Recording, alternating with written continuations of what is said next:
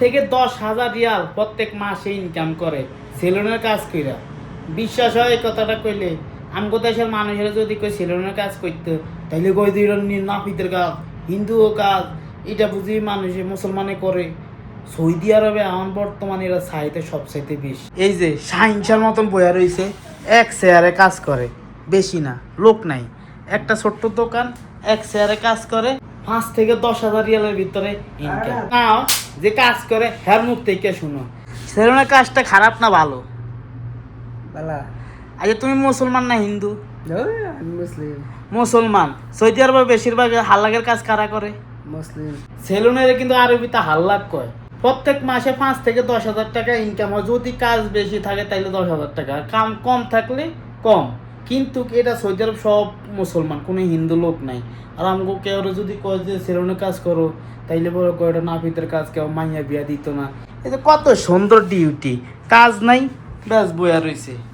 না আমার চুলটা কাটতে দিত না।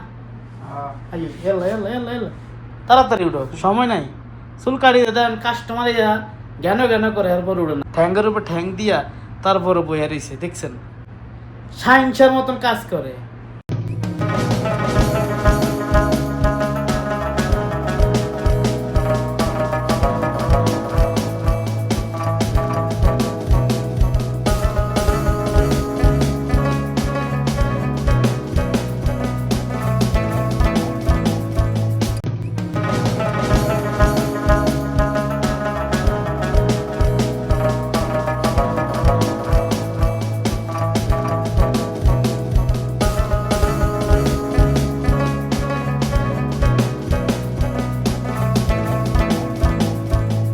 শেষ, চুল কাটা কমপ্লিট, চুল দাড়ি আধা ঘন্টা লাগছে, আধা ঘন্টার ভিতরে সব কমপ্লিট।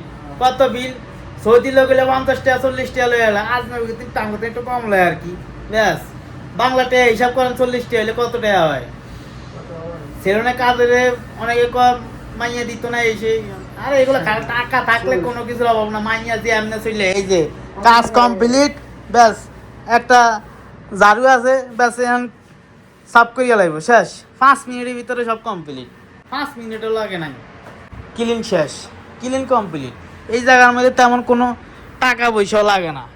এই যে বলদিয়ার ডাব্বা, বলদিয়ার ডাব্বা, আর এটার ভিতরে যত যন্ত্রপাতি আছে এটার ভিতরে সব কিছু একবারে সহজ সিস্টেম, অল্প বেশি কিছু প্রয়োজন হয় না, ব্যাস। সেরকম কাছে টাকা আছে, অনেকে এটা অবহেলা করতে পারে আর কি, অবহেলা করি লাভ নেই। এখন হিন্দু মুসলিম দিককে লাভ নেই, এখন সবাই কাজ করে, সবাই করে।